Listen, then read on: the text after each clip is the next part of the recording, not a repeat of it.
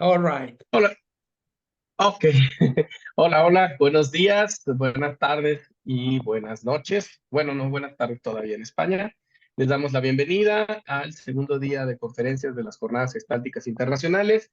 El día de hoy tenemos una conferencia general para todos los asistentes con Joaquín Blix Formoso. La conferencia se titula El dolor emocional en niños y niñas, cómo entenderlo y facilitar su alivio. Hago una presentación breve de una versión reducida del currículo de Joaquín. Joaquín tiene el PhD en psicoterapia en la Bircham International University, es graduado en pedagogía por la Universidad Panamericana de México, es terapeuta gestal del Instituto Humanista de Psicoterapia Gestal en México, especialista de terapia gestal con niños con la doctora Violet Ocklander en California, titular del Certificado Europeo de Psicoterapia de la European Association of Psychotherapy, presidente de la Asociación Española de Terapia de Juego y es director del Instituto de Estudios en Sandplay y formador de la terapia de juego de arena en Sandplay. Los dejo con ustedes y con el doctor Joaquín Plix. Gracias, Joaquín. Gracias a ti. Bueno, hola, buenas tardes. Me da mucho gusto, emoción estar aquí. El tiempo es breve para todo lo que hay que decir alrededor de todos estos temas que tenemos programados, pero, pero bueno, algo es algo, ¿verdad? Para compartir. Entonces, pues me da gusto que me hayan dado esta oportunidad. Yo realmente en breves palabras, me dedico al acompañamiento emocional de niños que están sufriendo, que están padeciendo algún dolor emocional a través de la terapia de juego, básicamente. Y, y, y bueno, yo estuve en México hasta un tiempo y luego me vine a estudiar aquí un máster a España. Yo vivo en Santiago de Compostela y bueno, desde pequeño que venía con mis padres a Santiago, me enamoré de Santiago y bueno, ya nos quedamos aquí. Y bueno, seguimos trabajando con niños y Y bueno, voy a ir al tema, al tema que he preparado. Realmente ha sido un poco difícil porque es mucha información, muchas cosas que he escrito y resumirlo todo en, en una hora es como, pues un poco complicado cuando estoy acostumbrado a dar cursos de 8 horas o más diarias o más, pues resumir todo, tantas cosas, tantos conceptos, tantas ideas, resumirlas en una hora es un poco complicado, pero bueno, trataré de hacerlo así, de irlo poco a poco desglosando. Entonces, la charla es el dolor emocional en niños y niñas, cómo entenderlo y cómo apoyarlos en esto, ¿vale? Entonces,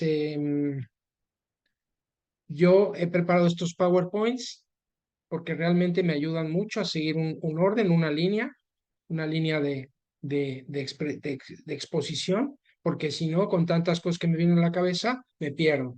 Luego ya no sé dónde me quedé. Y también a veces, bueno, acostumbro leerlos porque se me pueden ir en la explicación, se me pueden ir algunas ideas o algunos conceptos o cuestiones así, entonces prefiero leerlos, ¿vale? De lo que he escrito para que lo vayamos contemplando. Ya si tengo algún otro comentario aparte, pues ya lo iré diciendo, ¿vale? Entonces, empecemos con esto para entender. Bueno, los niños y niñas en su cotidianidad deben enfrentarse continuamente a experiencias dolorosas y a menudo se encuentran solos en este proceso. Durante la infancia, la emoción es el miedo principal de comunicación y de atribución de significados que promueve, modela e impulsa procesos cognitivos. Vivimos en una cultura donde parece que se observa la inexistencia del dolor infantil. Es como si pensáramos que los niños no sufren o no, o no, o no entienden lo que está pasando, y el dolor puede describirse como una de las tonalidades fundamentales de la vida emotiva. Todos sufrimos, todos llevamos dolor interno y los niños también. Entonces tenemos que saber y entender que los niños también sufren igual o más que nosotros. El dolor es una experiencia subjetiva y como tal se debe estudiar y comprender. Constituye una parte íntima, oculta y lacerante del yo. Se sufre y se padece en el cuerpo. Se sufre y se padece en el alma, a menudo en un estado de incomunicabilidad verbal, que sin embargo busca formas de expresividad asociadas a la misma dimensión corporal y por lo tanto comunicadas si se tienen ojos para verlas. Y a veces a los niños el dolor emocional que llevan, pues les es muy difícil ponerlo en palabras.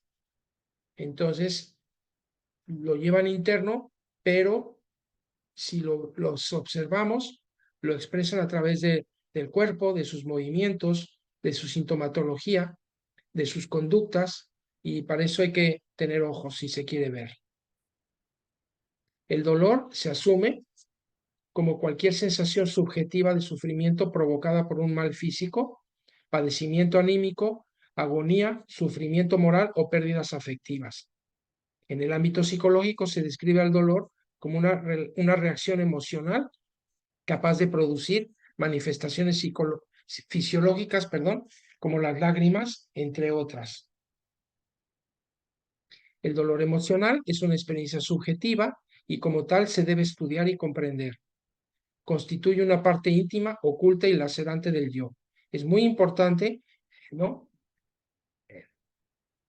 recapacitar que el dolor es una experiencia subjetiva, es decir, muy personal de cada individuo.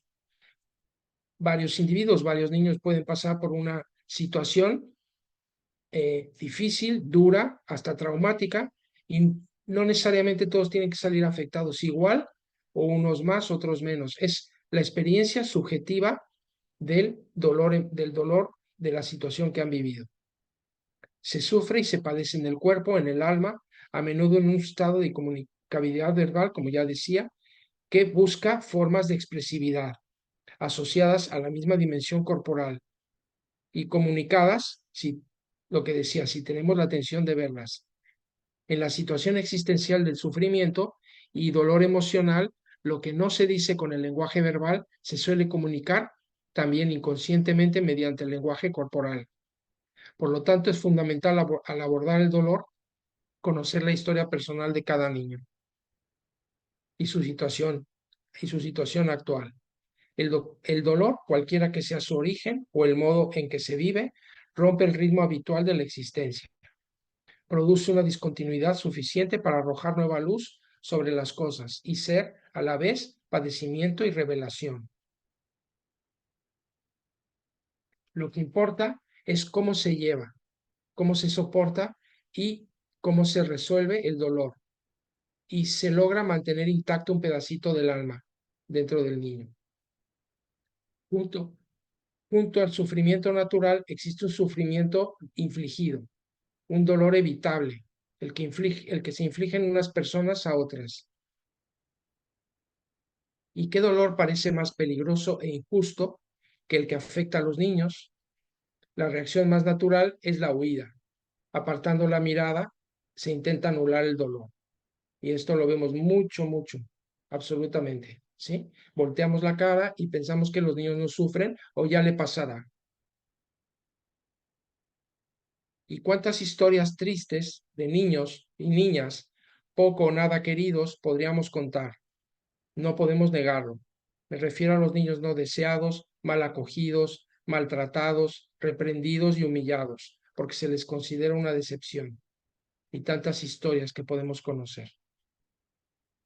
El dolor infantil puede tomar una apariencia de melancolía o de frustración cuando no se reconoce su iniciativa propia, a su capacidad de reaccionar, de otorgar sentido a las cosas y experiencias que suceden, cuando lo dejan solo ante la vida porque los adultos no lo comprenden, no logran reconocer una identidad propia, pues lo consideran más como un objeto y entonces no cuenta el dolor del niño. Y esto lo vemos mucho en las situaciones de duelo, ¿no?, de la muerte de algún familiar cercano, donde al niño se le esconde, se le evita enfrentarse a la situación real que está sucediendo. El dolor emocional es una experiencia compleja, determinada por la singularidad de la historia personal y por el significado que éste atribuye a la gente a la situación nociva, por su estado de ánimo actual, así como por las redes nerviosas sensoriales activadas por la estimulación sensorial de los eventos. El dolor emocional no es algo cuantitativamente medible, imposible medirlo, sino que siempre es el resultado de un proceso de personalización que tiene un valor cualitativo muy subjetivo. Esto significa que su intensidad, su relevancia, su profundidad dependen también del modo en el que se viven, se asimilan y se personalizan en cada niño y niña que lo sufre. Entonces podemos tener historias tristes, dramáticas y hasta traumáticas en familias donde hay varios hermanos y la situación que pasó, el divorcio o la situación violenta o el duelo, la muerte de alguien, genera diferentes tipos de dolor y de sufrimiento en los niños. Es muy subjetivo. Por eso, cuando trabajamos con los niños tenemos que conocer bien su historia personal y cómo ha llevado estos eventos en su vida. El dolor como esencia existencial requiere asimismo una reelaboración, una atribución de significado. Si cambia el contexto social y relacional, cambia también el significado. Porque al final los niños le dan un significado, un sentido a la experiencia. Necesitan darle un sentido a esa experiencia y encontrar el significado de ese evento o de esa situación en su vida. ¿Qué significa para él? Por eso tiene que ser muy personal. Esta asignación de significado, esta atribución de sentido, es lo que hace que el dolor sea significativo para dicho sujeto y lo que determina su vivencia. Captar el sentido que el niño ha atribuido a una experiencia, si se presta atención a sus comportamientos que conllevan las huellas de su visión del mundo, permite comprender que si el dolor golpease de forma hostil la vida de un niño o de una niña, podría ser el origen de una visión del mundo de tendencia pesimista y derrotista. Es como el niño, el significado, el sentido que le da a esa experiencia al niño. Por lo que es importante contribuir para que el niño o la niña vivan experiencias de signo opuesto, para que experimente la existencia y el valor de perspectivas existenciales. Experiencias que le permitan al niño o a la niña recuperar su propia subjetividad y que tome conciencia de la propia e indegable implicación en la construcción de su propia historia. Por supuesto que cualquier situación traumática o de pérdidas afectivas nos va a afectar a todos los que tenemos relación con esa familia, con esa situación, pero merma la capacidad de mi subjetividad y de cómo yo lo veo porque me adapto a cómo lo ven los demás. Y lo que tenemos que apoyar es que el niño pueda de alguna manera acomodarlo a su propia visión del mundo y de la vida. Y esto necesita ayuda. En nuestra cultura, al niño se le protege del sufrimiento y se le esconde del dolor. Es normal, eso, a ver, bueno, yo no lo veo normal, pero quiero decir que es cotidiano, es común protegerlos del sufrimiento y esconderles el dolor. Se les evita. ¿Qué mejor solución que esconder la verdad de una enfermedad o de la muerte a quien pensamos que no es capaz de soportarla? Entonces tendemos a sobreprotegerlos, a esconderlos, que no lo vea, que no lo viva, que no lo sepa. Además de sufrir por las cosas de las que se siente directamente responsable, el niño sufre a menudo por un dolor que proviene del exterior, pero que interioriza integrándolo a sus esquemas de comprensión del mundo. En su visión del mundo, que lo llevan a hacerse cargo de dicho dolor como si él fuera su causa y quien debe actuar al respecto. Entonces, a veces los niños se responsabilizan por la situación pensando que él tiene la culpa y que él ha generado ese dolor a la madre, ese dolor al padre, y es muy común. Entonces esconden muchas de las situaciones que viven o muchos de sus sentimientos y emociones relacionados con la situación que están sufriendo. Con excesiva frecuencia, las respuestas al malestar que condiciona negativamente a la infancia se buscan en el recurso de la medicación, en la patologización o en el silencio. Y esto lo vemos a menudo, cada vez más, todos los días. Se patologiza lo que el niño está presentando por sus conductas o por sus formas, por su agresividad, por su enfado. Y entonces, claro, la solución es medicarlo o ignorarlo y apartarlo y no darle importancia. Y muchas conductas de los niños nos están reflejando que hay un dolor y que está sufriendo, pero no lo queremos ver. Para acompañar al niño en la vivencia de su dolor, con el único fin de atenuarlo, es necesario que los adultos reconozcamos, comprendamos y aceptemos que también los niños pueden tener vivencias dolorosas, diferentes, pero no por ellos menos significativas que las que afectan al mundo adulto. Y a veces los niños sufren por cosas que los adultos pensamos que son insignificantes. Una situación que hubo con algún compañero o con alguna amiguita en la escuela y ya pensamos, y la niña lo está sufriendo mucho, lo está pasando muy mal y lo minimizamos. Y es muy común, bueno, no pasa nada, ya pasará. Ujú.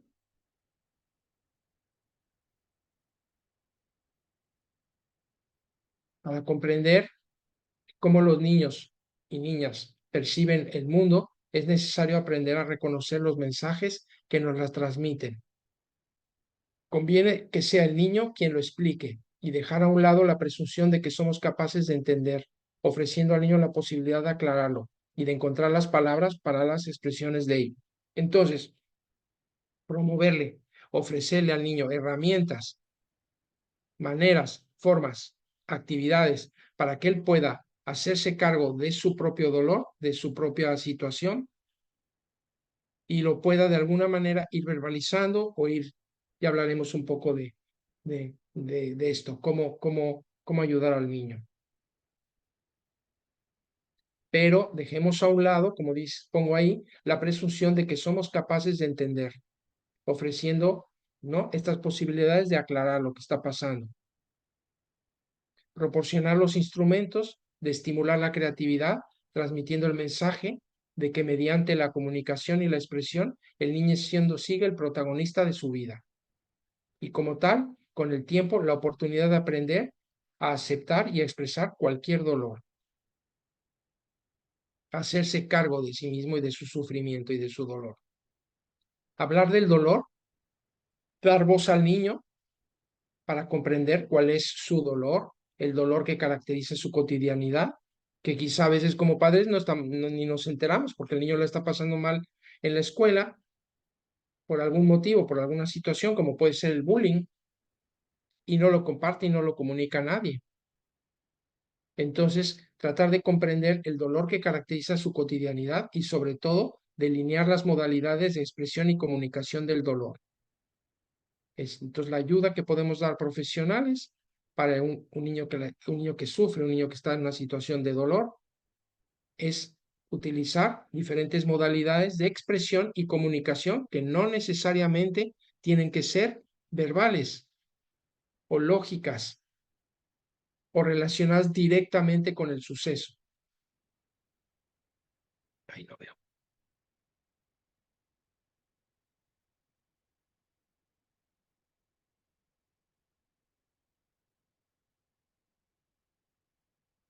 Perdón, es que no veo lo de arriba. Bueno, para dar voz.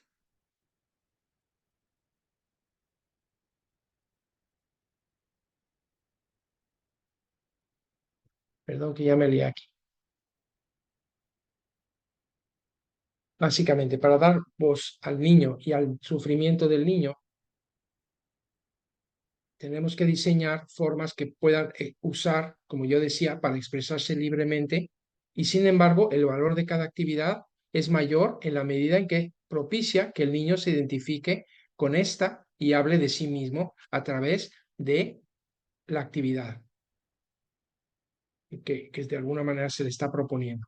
La labor del profesional es la de reconocer la influencia que ejerce como figura de referencia para potenciar las propias capacidades de descifrar los mensajes de la niña y del niño, acompañándole en este proceso tan difícil como necesario, con el fin de dejar paso a las emociones y facilitar su expresión. Entonces, pues nuestro trabajo como profesionales es diseñar cierto tipo de experiencias para que le faciliten al niño poder procesar internamente este sufrimiento y este dolor. Aunque, como yo decía, no tiene que ser necesario el que lo verbalice y el que lo hable. Muchas veces yo, por ejemplo, en la terapia de juego, observo cómo los niños hacen juegos y actividades que a veces yo me pregunto si estamos haciendo algo que le pueda estar sirviendo en este proceso. Y bueno, nos damos cuenta, la sorpresa, nos damos cuenta que después el padre o la madre comentan que el niño está más tranquilo, que las pesadillas le han bajado, etcétera. Y a veces el niño, yo he vivido muchos procesos con muchos niños en los que nunca en el proceso de la terapia se habló del tema que le generaba dolor. Y sin embargo, el niño ha salido adelante y vive más feliz y está más tranquilo. Es decir, a veces pensamos que solo el dolor se resuelve si el niño habla acerca del dolor y a veces eso es peor, porque el niño no tiene la capacidad, como yo decía antes, no tiene la capacidad del lenguaje para poder expresar todo lo que siente o todo lo que ha vivido. Sin embargo,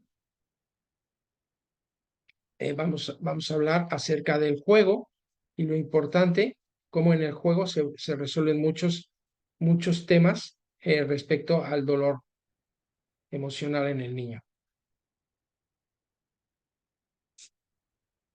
Los niños y las niñas sufren pérdidas a lo largo de su infancia: muerte de su animal favorito, muerte de un abuelo, cambio de domicilio, ciudad o país, divorcio de los padres, muerte de un familiar o un amigo, problemas de salud, enfermedad o accidente. Hay muchas situaciones de vida en las que los niños sufren pérdidas y a veces no le damos la importancia que merecen y el niño sufre. La recuperación emocional ante una pérdida se consigue cuando el niño o la niña que sufre emprende una serie de acciones enriquecedoras para su interioridad. A veces cometemos, socialmente tenemos muchas creencias erróneas acerca del dolor emocional en los niños. A veces respondemos los adultos como no te sientas mal, ¿no? En la negación del sentimiento doloroso. Ay, no es para tanto, ¿sí? Esto lo escucho mucho. A veces reemplazar la pérdida, la sustitución del objeto que ha perdido, ¿no? Esto también lo vemos mucho, por ejemplo, cuando un niño le muere la mascota, su mascota preferida, su perrito, su gatito, ¿no? Rápidamente vamos a comprar otro para que sustituya la pérdida. Y a veces aquí en la consulta, me ha pasado, aquí en el centro, nosotros solemos tener cobayas, sobre todo para niños que les cuesta trabajo expresar sus afectos. Entonces les es más fácil empezar a expresar sus afectos ante un animalito, una cobaya.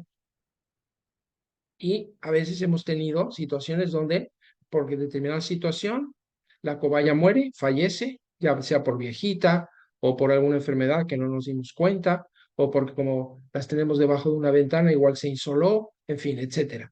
Y claro, uno de mis compañeras aquí, cuando eh, eh, tuvimos la pérdida de una cobayita, rápidamente dijo, hay que ir por una nueva. Y le explicaba yo, no, no, no, no, los niños tienen que vivir la pérdida. Tenemos que entrar en este pequeño proceso de duelo, ya no está, y tenemos que vivir ese no está. Lo tenemos que vivir todos, nosotros y los niños, ya no está. Y hay que hablarlo, hay que explicarlo, y los niños tienen que vivir ese vacío. Después podrá venir la nueva. No es que no la vayamos a reponer, pero hay que dar tiempo al tiempo. Entonces, tendemos a sustituir el objeto para que los niños no sufran o no se den cuenta. Muchas veces también es esta creencia de sufre a solas. ¿Por qué? Porque no reconocemos el dolor o porque nos avergonzamos del dolor o porque el niño se avergüenza del dolor y entonces no quiere compartir, no quiere llorar. ¿Por qué? Le da vergüenza. Otra creencia es el ser fuerte, hay que ser fuertes, ¿sí? Como a nivel de introyecto, ¿no? ¿no? Tenemos que ser fuertes, podemos con esto. Cuando el niño, ante la situación, pues, ante la situación, voy a poner un ejemplo, divorcio de los padres, ¿no? Y entonces el padre manda el mensaje a la niña de que tiene que ser fuerte y soportar esto. Entonces, cuando la niña se está sintiendo mal o está llorando, no lo manifiesta el dolor porque siente culpa. Entonces, la creencia de que tenemos que ser fuertes genera mucha culpa, porque el dolor te hace sentir débil. Otra creencia es mantente ocupado, evita entrar en el dolor, vete al gimnasio, haz esto, hacer actividades. La evitación, lo que en la guía llamamos la deflexión, evitar, básicamente. Otra creencia errónea también es que el tiempo lo cura todo, ya se le olvidará, ya lo olvidará, ya le pasará. Y creo que me parece la más dañina, por llamarlo de alguna manera, la más dura, es el silencio. El silencio que oculta, donde se esconden las verdades. Y entonces a veces está la familia reunida viviendo el duelo del abuelo, ¿no? Y baja el niño de la habitación y entonces todo el mundo cambia de tema o todo el mundo se calla para no seguir hablando de esto, ¿no? Entonces el silencio muchas veces, el silencio que oculta, no el silencio de respeto y de pena y de tristeza, el silencio que oculta las cosas, esconde verdades y los niños se dan cuenta. Los niños suelen sentirse más afectados por la ausencia de la verdad que por la verdad en sí. La mentira y el silencio dañan más que la verdad. La evitación o la mentira crean un conflicto adicional, la pérdida de confianza. Los niños no son tontos, los niños se dan cuenta de las situaciones que se están viviendo en la familia. Se dan cuenta. ¿Qué pasa? Que si no se exterioriza este dolor, si no se exterioriza esta situación, los niños van a crear dentro su propia historia. A veces la historia es mucho peor, mucho más dramática que la realidad en sí.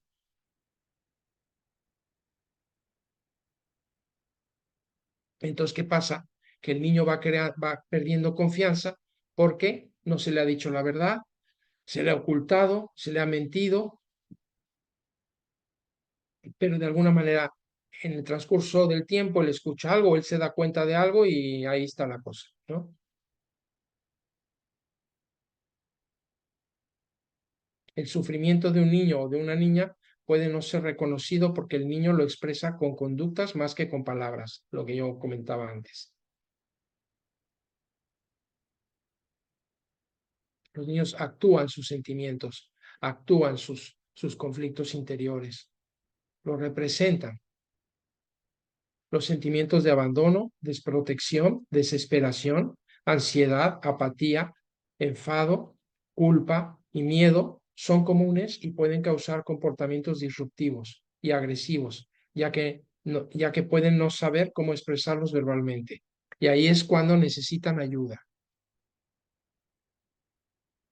Es cuando necesitan una ayuda de acompañamiento emocional, una terapia lúdica de juego o no sé, un orientador, un educador que se acerque al niño y pueda darle canales de expresión.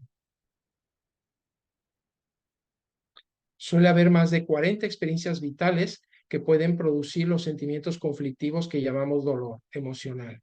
Estas experiencias y el modo en que los niños se ajustan a las mismas pueden ser la causa del daño emocional. Yo voy a mencionar unas que son las más comunes, pero bueno, hay más de 40 situaciones. La muerte de un familiar próximo, el divorcio de los padres, un cambio de domicilio, como mencionaba yo al principio, la muerte de un amigo íntimo, la muerte de una mascota, el fin de una relación amorosa, una enfermedad grave, problemas de salud de algún miembro de la familia, La llegada de un nuevo miembro de la familia también puede provocar en el niño dolor emocional, sobre todo en los que han sido durante un tiempo hijos únicos. La llegada de un nuevo bebé es como el desplazamiento del rey, de la corona. Entonces esto puede generar también dolor emocional. Comienzo o terminación del colegio, cambio de colegio, cambio de escuela, cambio de una etapa, terminan la primaria y pasan a la secundaria y ahí puede venir dolor, puede venir, y claro, a veces no lo expresan, no lo vemos, lo guardan para ellos, tienen miedo de comunicarlo. Accidentes, evidentemente, etcétera. Hay muchas situaciones que pueden provocar eh, situaciones de dolor emocional dentro del niño y que en muchas ocasiones, si no es que en la mayoría, no la suelen compartir, por lo que hablábamos antes, porque les da vergüenza, porque sienten que el que está mal es él, que no debería estar triste porque por lo que ha pasado, etcétera, etcétera, etcétera. Es muy difícil, pero bueno, ante la muerte, ante una muerte en la familia, los niños son muchas veces olvidados o pasados por alto. En su afán de protegerlos, los adultos causamos desconcierto y hasta daño. Por lo general, los adultos no nos sentimos capaces de hablar del tema con los niños. Para poder hacerlo es importante conocer el concepto que tiene el niño o la niña de la muerte de acuerdo a su edad. Y pongo este tema porque es muy común y bueno, con todo lo que hemos pasado a nivel mundial, pues es un tema que está muy presente, ¿verdad? La inquietud que el niño experimente ante el fenómeno de la muerte dependerá de las oportunidades que haya tenido para observar de cerca lo que sucede con frecuencia cuando se trata de mascotas. Entonces, en la pérdida de una mascota, pues es un gran aprendizaje para el niño de que pues nada es para siempre, ¿verdad? Terapéuticamente hablando, el dolor marca la cantidad de energía que se movilizará en el proceso terapéutico, el tiempo que nos llevará el duelo y los valores que tendremos que acomodar para volver al estado de paz que se pierde con la pérdida. Cuando el niño atraviesa una experiencia dolorosa, una pérdida importante de cualquier índole, de inmediato debe comunicarlo, representarlo para poder adecuar así la realidad de su vida que en función de estos eventos se modificó. Si contra la evidencia, si contra toda la evidencia no lo hace, persistirá la ilusión de que tal pérdida no ocurrió. La causa de esta negativa es que este dato es contrario a lo que él desearía, por lo que el hecho de la pérdida requiere, para hacerse verdad, disponer de su registro simbólico y de su representación. Es decir, trabajar sobre el hecho, sobre la pérdida. El niño necesita registrar, representar tanto lo que gana como lo que pierde de esto. De lo contrario, la maqueta interna y la realidad externa no coinciden. De aquí se gesta el conflicto y con este la desadaptación. A veces esta desadaptación, porque el niño no se le informa, se le oculta, no se le dice, se le esconde, se le disfraza, choca con la realidad que está viviendo, con la madre que está llorando mucho, etcétera, etcétera. Y esto genera un conflicto interior y no entiende qué sucede. No puede lograr darle un sentido, un significado a la experiencia y entonces queda un poco como perdido. En la realidad exterior, los acontecimientos ocurren sin previo aviso. En la realidad interna, les concedemos o les negamos autorización para que sucedan. Por lo que para el niño, la realidad está adentro, en ese escenario interior en el cual produce, dirige y representa la visión personal de su vida. Entonces, tanto el evento exterior no es importante que se comunique dentro del ámbito del acompañamiento, sino cómo el niño lo está viviendo internamente.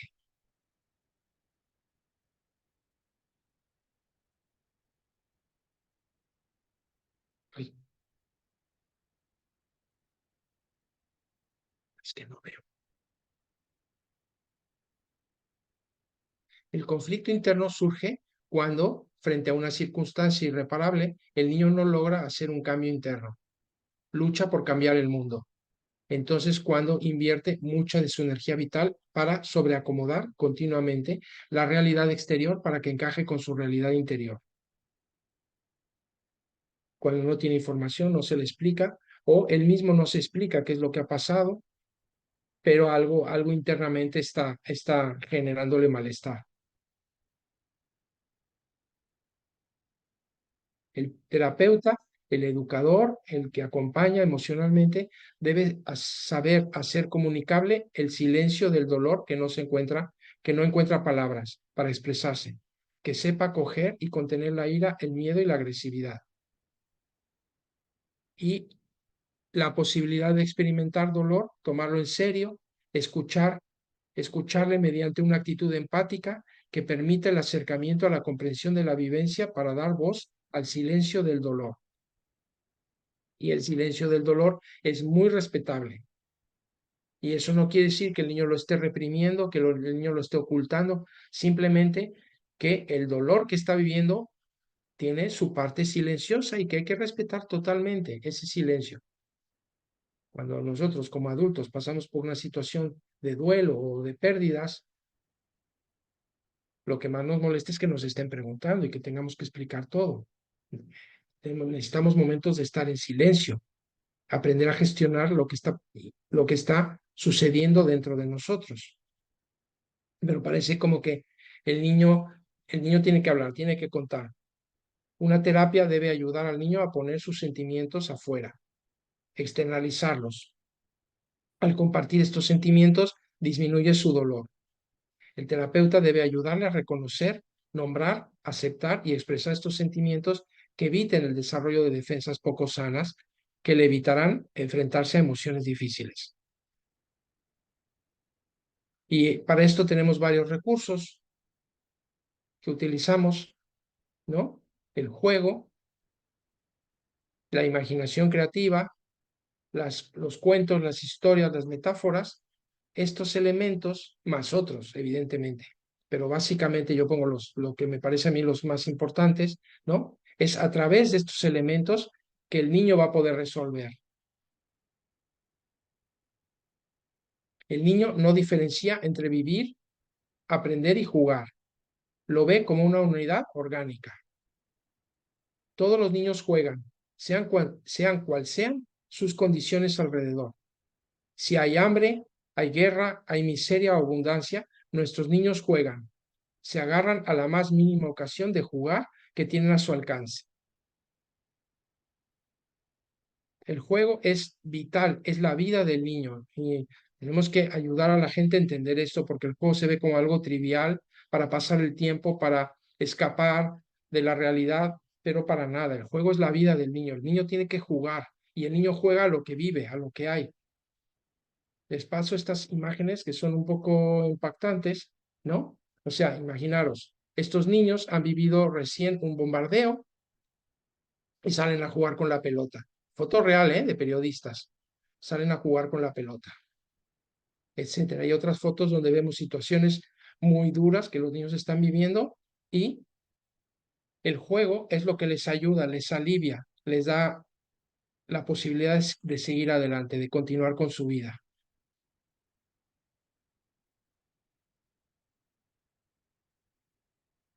Ven que el mundo va bien, los niños ven que el mundo, perdón, va bien cuando juega.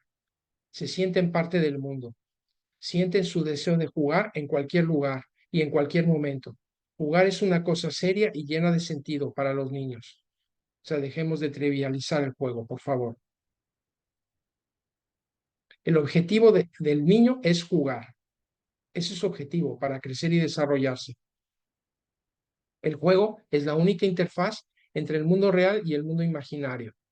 Los niños son capaces de atribuir a los objetos una existencia completamente diferente de de la existencia a la que normalmente están destinados. Perdón, perdón, perdón.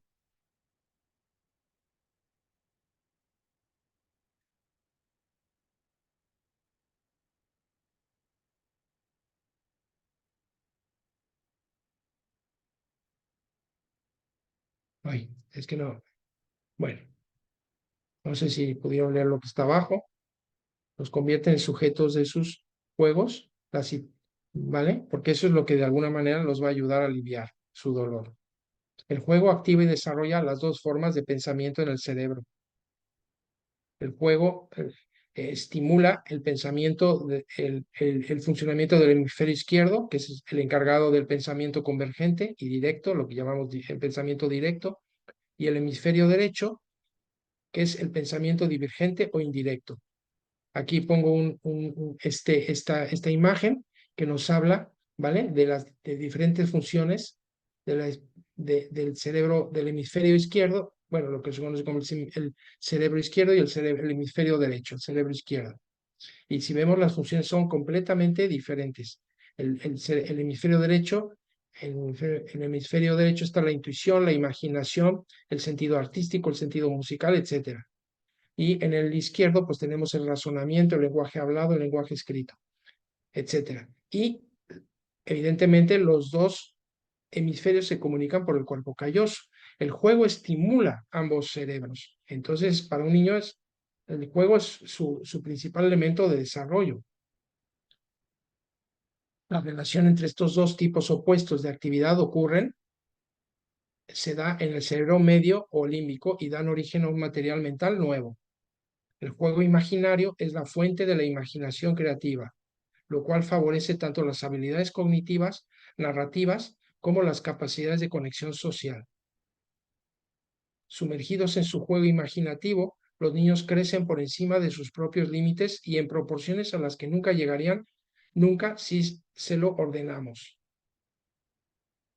El juego libre es una realización profunda. Jugar es nuestro sistema digestivo, intelectual, social y emocional. En cuanto el niño conoce algo nuevo, se pone a jugarlo, para apropiárselo, para hacerlo pasar del concepto a lo concreto.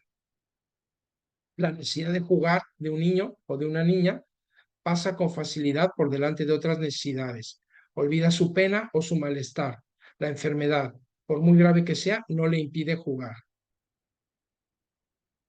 Para un niño, la necesidad de jugar es más fuerte que el dolor y juega con una determinación profundamente emocionante. Y lo veíamos en las imágenes anteriores que les presenté. Para un niño es más fuerte que el hambre o la sed. Jugar es más fuerte que el hambre o la sed.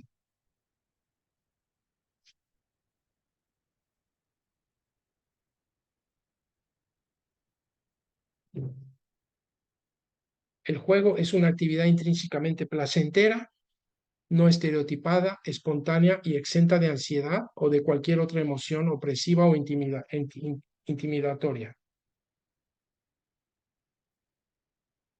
Desde los primeros años, los niños y niñas empiezan a desarrollar la capacidad de representación, por medio de la cual evoca ideas mentales sin realizar acciones concretas. Empiezan a desarrollar la capacidad de pensar acciones que no están llevando a cabo, de pensar en personas y objetos que no están presentes, en eventos que no están ocurriendo. Esta capacidad marca el inicio de lo que llamamos el pensamiento. Dos de las habilidades de representación importantes son la imitación, la repetición imitativa sobre el evento recordado como reflejo de lo que fue observado o experimentado, y la simbolización, el uso de la imaginación para crear una visión de sí mismo, tomando como base su propia experiencia. Representar a través del juego es la medida de autocuración más natural que brinda la infancia. El juego es el mecanismo dinámico más importante para la construcción y reconstrucción de significados. Y es a través del juego que el niño va a resignificar la experiencia dolorosa que ha vivido. Es la posibilidad que tiene para resignificar, darle un nuevo significado, un nuevo sentido a esa experiencia. El niño o la niña que juega tiene más posibilidades de adaptarse, de autorregularse, que el niño o niña que no lo hace. Podemos usar la experiencia imaginaria para superar el sufrimiento, evitar la aparición de enfermedades mentales y vivir una vida más plena. Pues sí, la imaginación es la actividad creativa, tanto de la psique como del alma. Entra en juego en todas nuestras formas de ser, en nuestro pensar, en nuestra intuición, en nuestro sentir. Expresa la vida psíquica que habla primero en imágenes antes que en palabras. Entonces, el juego como actividad utiliza esta capacidad, este potencial que es la imaginación. Y el juego se realiza a través de la imaginación creativa. Albert Einstein sorprendentemente decía esto: la imaginación es más importante que el conocimiento. El conocimiento está limitado a lo que conocemos y comprendemos, mientras que la imaginación abarca el mundo entero y todo lo que podría conocerse y comprenderse. Yo cuando leí esta frase de Albert Einstein me quedé así sorprendido. El milagro de la imaginación y el secreto de su poder sanador es que puede extenderse desde el evento más trivial y más profundo y no al más profundo y no perder su capacidad para lidiar con ninguno de los dos extremos.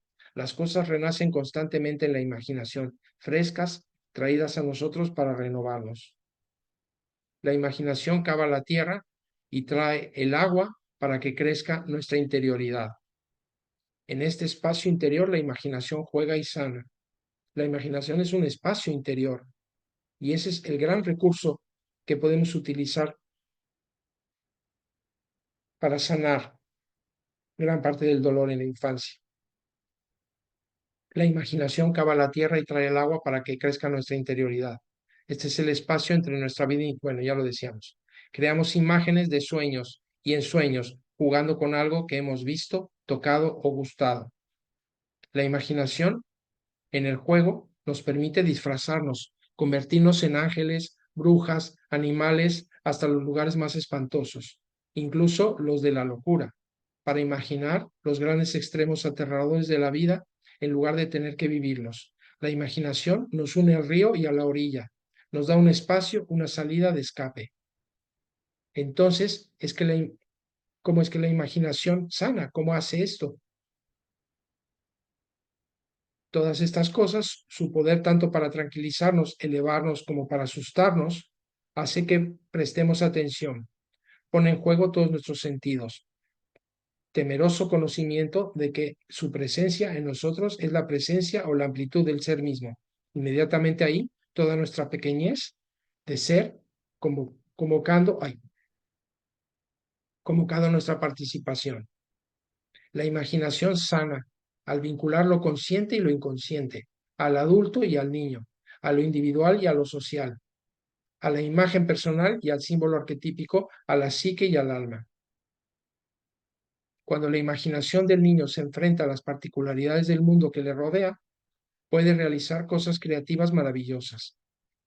Cuando las imágenes surgen espontáneamente dentro del niño, pueden ser aún más sorprendentes porque provienen de fuera de su conocimiento. A menudo provienen del inconsciente. Estas imágenes pueden asustarlo, pueden fijar su atención. Suele haber combinaciones extrañamente mezcladas con peculiaridades personales y temas humanos y familiares. La imaginación de un niño, de una niña, es fuerte, está naturalmente abierta, quiere mostrar todo. Esta es una gran parte de su poder curativo. La imaginación nos enseña que ver lo que está ahí, que ver lo que está ahí significa mirar directamente a los eventos dolorosos de otra manera. Igualmente, lo que no está.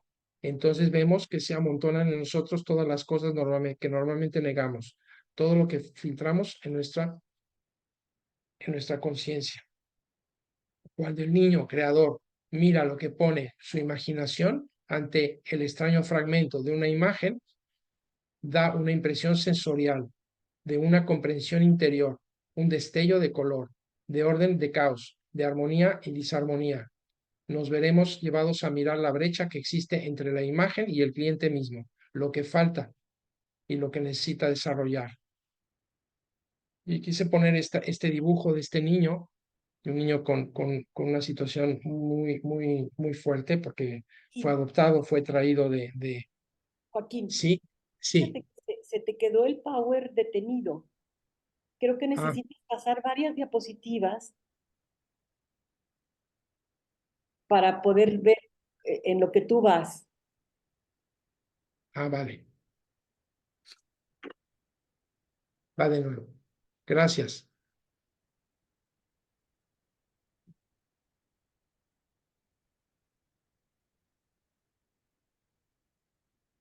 ¿Sí? ¿Ahí? ¿Ya se ve? Se ve un dibujo en azul. Sí, sí, sí, sí. Ese es. Ese Va, es. gracias. Vale. Entonces les quise poner este porque un caso muy bonito que me impresionó mucho era un niño, no voy a contar toda la historia de este niño ni el caso, pero era un niño que llegó a terapia. Generalmente cuando vienen a terapia les solicito, les pido que me hagan un dibujo, básicamente, de tres elementos, que es una casa, un árbol y una persona. Y esto fue lo que él dibujó, una historia un poco traumática, caótica en su vida. Y al principio, cuando yo vi esta imagen, me quedé un poco... dije, pensé qué cacao mental trae este niño en la cabeza. Pero sin embargo, cuando lo estuve viendo con calma y con cuidado ya a solas, me di cuenta del manejo tan increíble de los contrastes del color con un solo lápiz de color del azul, las tonalidades que elaboró en el dibujo. Yo no sé si de alguna manera estaba dibujando lo que yo le pedí, lo que yo le sugerí, pero que es una idea que yo uso porque me gusta mucho para valorar ciertas situaciones simbólicas, pero me sorprendió este dibujo que hizo porque a mí, así como se ve muy caótico y muy revuelto, a mí me parecía arte, arte puro. Y es un niño que encontró en el arte una manera de expresión, de pintar y pintar y pintar y dibujar y dibujar y dibujar. Fue maravilloso. La imaginación daña cuando fallamos en usarla y somos usados por ella convirtiéndonos en ellas en lugar de imaginarlas.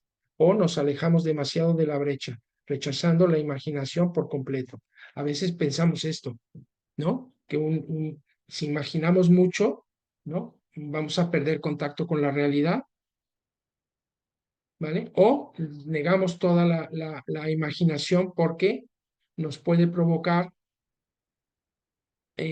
situaciones terribles o imaginaciones terribles. Mejor no imaginemos. Y los adultos nos cuesta mucho trabajo este recurso de la imaginación. No digo a todos, porque hay adultos muy imaginativos que escriben, cuentan, escriben películas, cuentan cuentos, escriben cuentos, etcétera.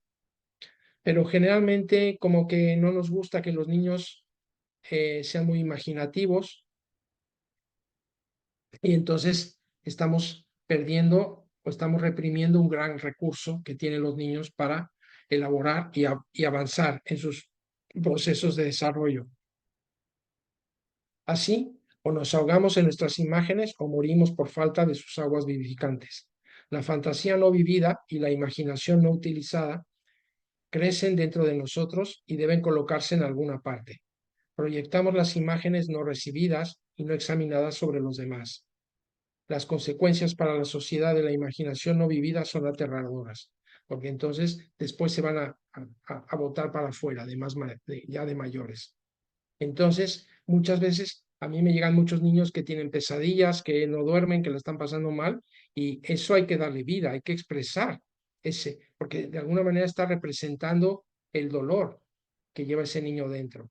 En cuanto encuentra formas, mecanismos para poder representar a través de pintura, a través de la caja de arena, a través de tantas herramientas que podemos brindarles, del dibujo, etcétera, etcétera, de las marionetas, de los instrumentos musicales, etcétera, el niño va empezando a elaborar todo eso toda esa imaginación y fantasía que lo tiene atrapado. Y que atrás de esa imaginación y de fantasía puede ser que nos encontremos temas de la vida dolorosos y emocionalmente difíciles de sobrellevar para ellos. Hay niños que en terapia se niegan a jugar debido a las tormentosas fantasías que saben que se escaparán en su juego. El tratamiento con estos niños equivale a ir hacia el juego imaginativo, incluso en un lugar secundario para el mundo interior del niño. El niño o la niña deben sentirse suficientemente seguros con el terapeuta para dejar surgir y expresar estas imágenes o fantasías. Ese juego con la imaginación es un trabajo de sanación. Sin ella, el niño permanece mudo, remoto e incapaz de entrar en la vida. Por eso, el apoyo que demos como educadores, como monitores, como terapeutas, para que esto surja y el niño, aunque surjan sus imágenes, sus imaginaciones terribles, pero saben que hay un adulto que acompaña y que les da seguridad. Entonces esto se puede manifestar y que no va a haber ni risas ni rechazo a esos monstruos o esas situaciones imaginativas que de alguna manera están representando algo. Por temor al poder arquetípico de las imágenes, el niño no toma el juguete. El niño, como resultado de tal rechazo, no desarrolla las defensas adecuadas para manejar toda esta energía psíquica. No aprende cómo contenerla y cómo y cuándo dejarla a un lado o a usarla cuando realmente lo necesita. Estoy trabajando con una niña de 13 años, que es una niña muy imaginativa, pero necesita aterrizar un poquito, aterrizar un poco. Y yo le he reconocido que tiene una capacidad imaginativa y que sería, le sugerí que sería bueno que pudiera esa capacidad imaginativa, todos esos personajes, todo eso, que lo pudiera transformar en una historia, en un cuento, y así lo hizo. Se fue muy emocionada porque quería construir su historia, su cuento con sus personajes. Y después hubo un concurso en la escuela, hubo un concurso de esto, de narraciones, de cuentos, metió su cuento y ganó. Entonces, es como, claro, esta imaginación cuando es positivamente canalizada, es un puente de comunicación con la realidad, entre el mundo interior del niño y el mundo exterior de la realidad, y le ayuda a establecer ese puente. El papel de la imaginación, no sé cómo estoy de tiempo. Bueno, el papel de la imaginación en este movimiento hacia la integración no consiste en subordinar el mundo imaginal y por otro lado a la vida cognitiva, sino en hacerlo posible, hacernos sentir como en casa, con todas nuestras partes para permitirnos este encuentro con nuestra psique. Cuando tenemos una experiencia imaginativa, poder vernos teniendo la experiencia y poder de participar en ella. Y cuando sea necesario, apartarnos de ella al mismo tiempo. Y ese es un aprendizaje que debe hacer el niño y lo tenemos que hacer nosotros. Cuando estoy en un momento libre, estoy en un momento en mi habitación con mis lápices, con mis colores y me gusta dibujar y quiero imaginar determinadas situaciones, ¿vale? Desarrollo esta capacidad, potencio esta capacidad, pero cuando voy al examen, porque tengo examen de matemáticas, pues verdad, pues me tengo que centrar en el examen de matemáticas, en la realidad. Y ese es el trabajo que de alguna manera los niños tienen que aprender y madurar, ¿vale? Cuando permito que mi imaginación se vuelva creativa, constructiva, expresiva, y cuando tengo que guardarla en un cajoncito para poderme ubicar en la realidad en la que vivo. La misma imaginación me va a ayudar también a sí mismo con mis temas dolorosos y de alguna manera. ¿Y qué es la imaginación? Sino el sol del niño y de la niña. Y bueno, esto es lo que preparé. Son muchísimas cosas que no me dio abasto meter todo, pero es que son temas muy interesantes, interesantísimos. Y pues nada, agradezco este ratito en el que pude compartir esto, pero por favor, creo que es importante que en mi conclusión sería, no nos reconozcamos el dolor emocional que viven muchos niños, pero no nos atasquemos ahí. Permitámosles canal de expresión a través del juego, a través de la imaginación, a través de los cuentos. Iba a hablar de los cuentos, sobre todo los cuentos de hadas, de los clásicos cuentos que ahora se les denomina cuentos de hadas, pero ya no me dio tiempo, porque los cuentos de hadas pues es la leyenda, la mitología de muchos situaciones internas que vivimos y que viven los niños. Pero bueno, eso será tema de otra reunión. Pero bueno, yo resumiría esto: reconocer el dolor emocional y darle expresión a través de la imaginación y a través del juego. No necesitan más los niños. No necesitamos rascar las heridas y que hablen del dolor y que hablen del día que vio a su padre salir con las maletas de casa y todo ese dolor. Por favor, no. Juguemos con ellos y nada más. Me imagino que habrá alguna preguntilla por ahí o alguna cosa. Sí, cómo no. Gracias por... Seguimos con las preguntas, Joaquín. Y si gustas Sí, dejar de compartir la presentación, ya va. está. Y pido una disculpa si fui muy atrabancado en mi exposición, pero es tanto material que, que, que no, es que yo mismo me lío con mis... Fíjate que nos queda grabado, Joaquín. Entonces podemos volverlo a repasar porque yo creo que has dicho cosas pues muy puntuales que nos sirven mucho a los terapeutas infantiles. Tenemos a Mara. ¿Quieres hacernos alguna pregunta, Mara?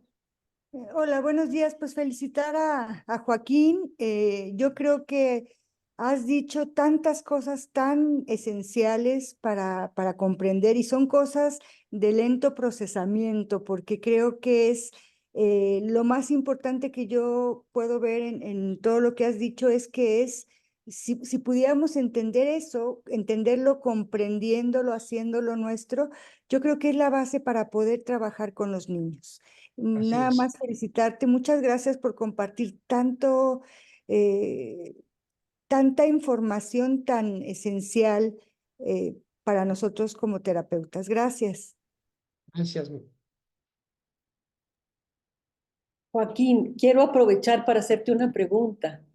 Cuando el dolor físico tiene que ver con el dolor emocional, ¿alguna estrategia que utilices? Que el niño está en dolor físico y emocional Sí, al sí, te mismo tiempo, entiendo. O sea, que estás somatizando o algo así, ¿te refieres? que está viviendo una experiencia de enfermedad. Sí, sí, me ha tocado trabajar con niños que han tenido leucemia, ¿vale? Y claro, hay muchas cosas que se pueden hacer. A la enfermedad en sí, que es algo que el niño tiene consciente, se le puede dar representaciones de muchas formas.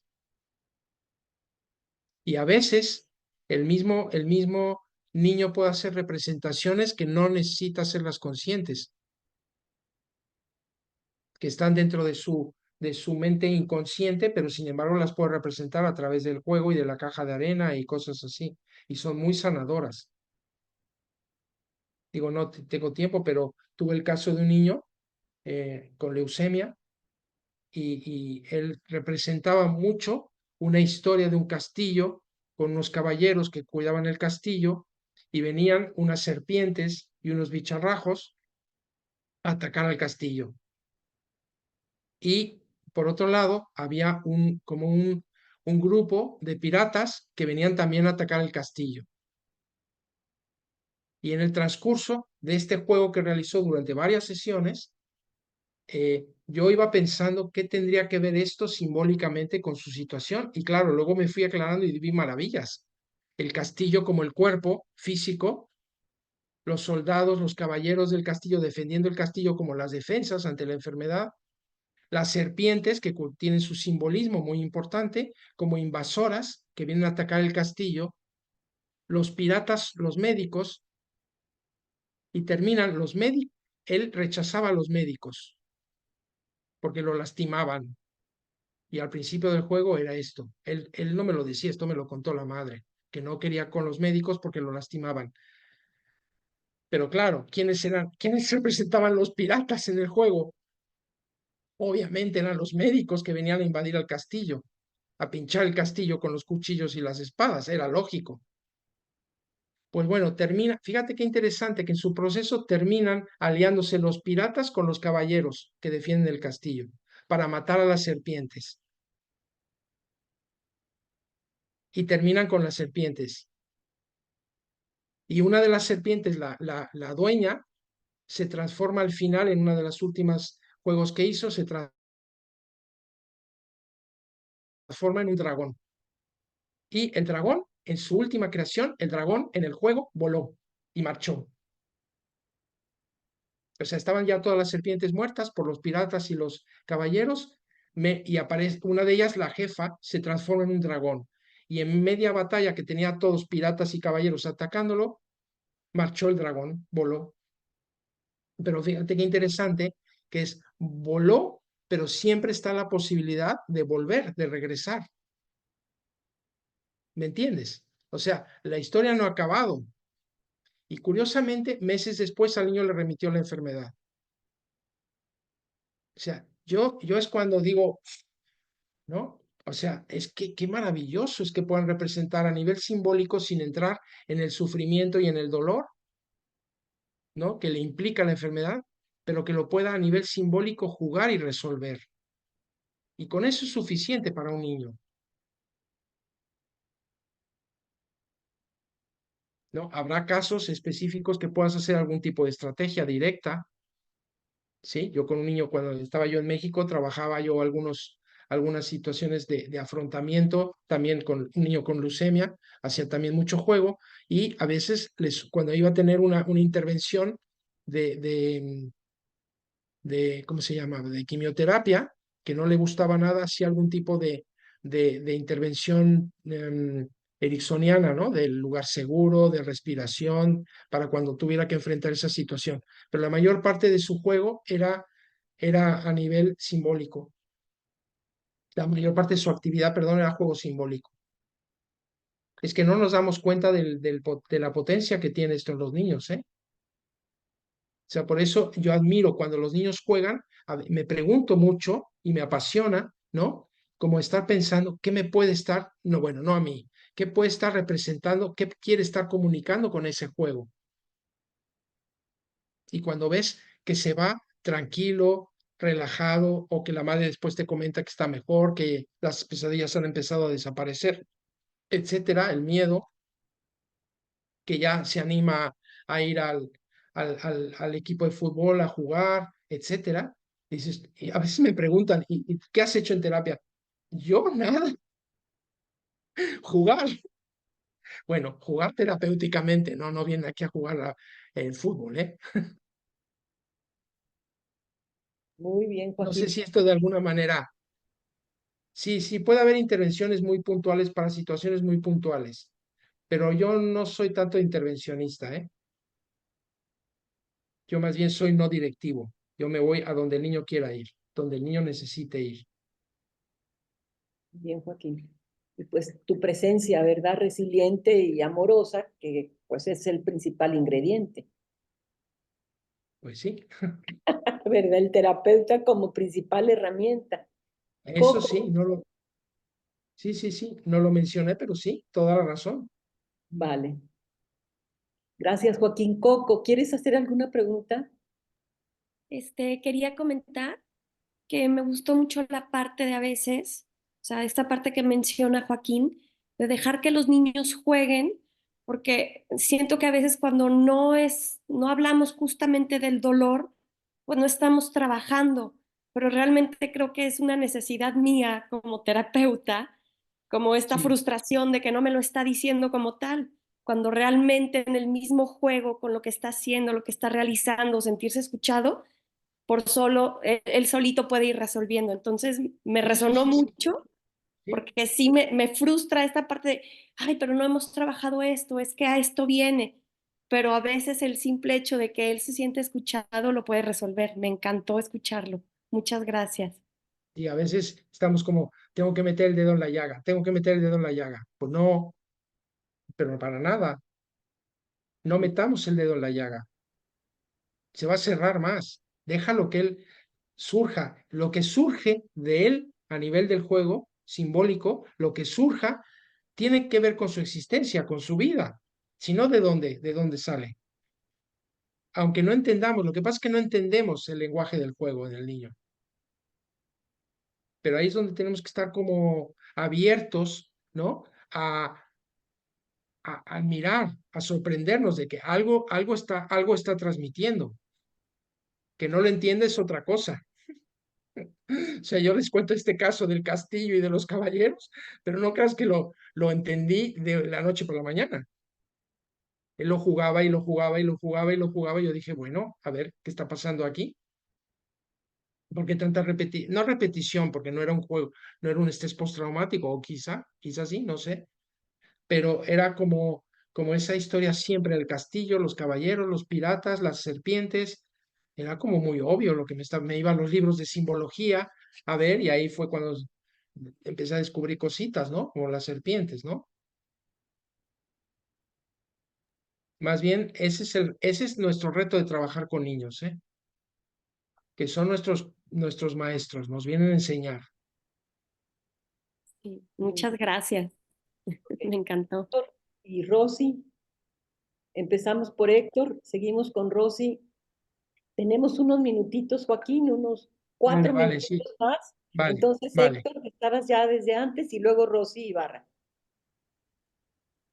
Bueno, pues yo lo que quiero es felicitarte, Joaquín, porque nuevamente me agrada siempre tu estilo y bueno, esta capacidad de desentrañar con la sola presencia de estar observando, viendo el juego, es tan terapéutico y tú dices, bueno, pues yo no hago nada, yo solo estoy observando.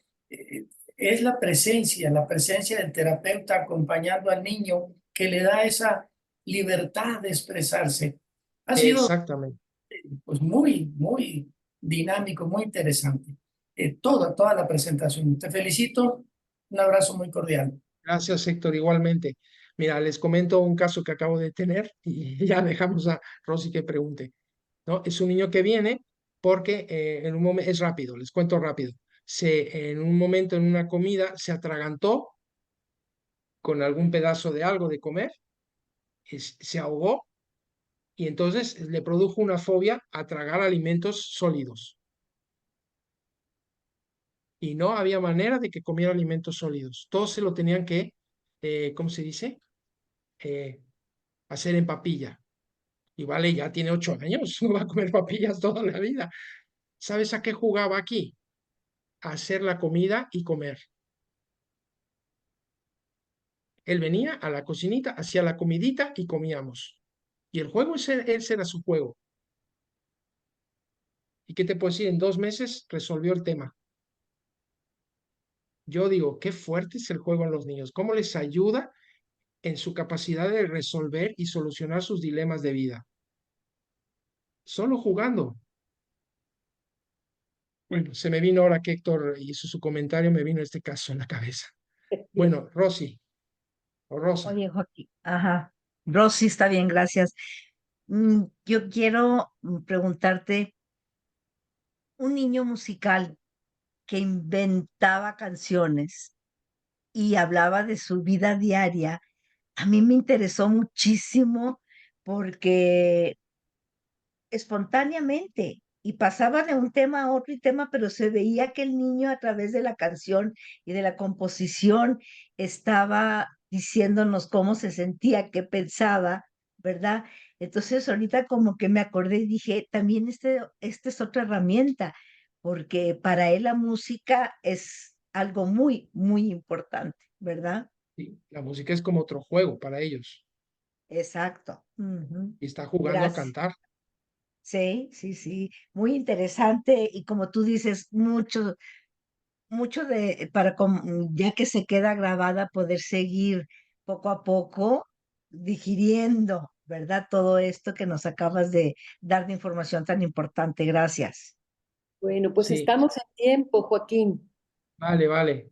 Estamos en gratitud. Angélica, nos queda tu charla, tu pregunta, escríbemela en el chat y se la paso a Joaquín. Ya no tenemos tiempo ahora.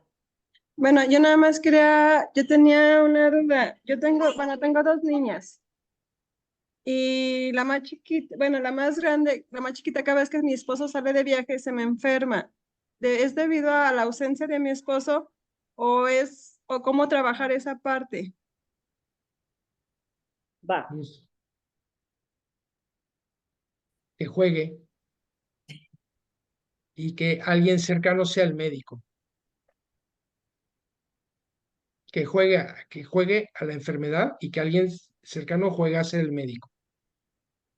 En este caso serías tú, Ah, muy bien, gracias. ¿me entiendes? O Sí, la hermana es mayor, sí, la hermana es mayor. pues que jueguen al médico a estar enferma, al médico y a estar enferma. Ah, muy bien, gracias. Bueno, venga, Bueno, pues Gracias. terminamos, Joaquín. Muchísimas gracias. Felicitamos tu participación y gracias, Lupita. se queda grabada. Tú también tienes acceso para que luego la puedas utilizar y les invitamos a nuestros asistentes a que se integren a las siguientes sesiones. Tenemos 2 ponencias de Patricia Vilar y de Kim Mesalles. Vale, Invitado, Joaquín. vale, gracias, ¿eh? Venga, Hasta luego. hasta luego. Muchas gracias. Hasta la Gracias. próxima sesión. Próxima.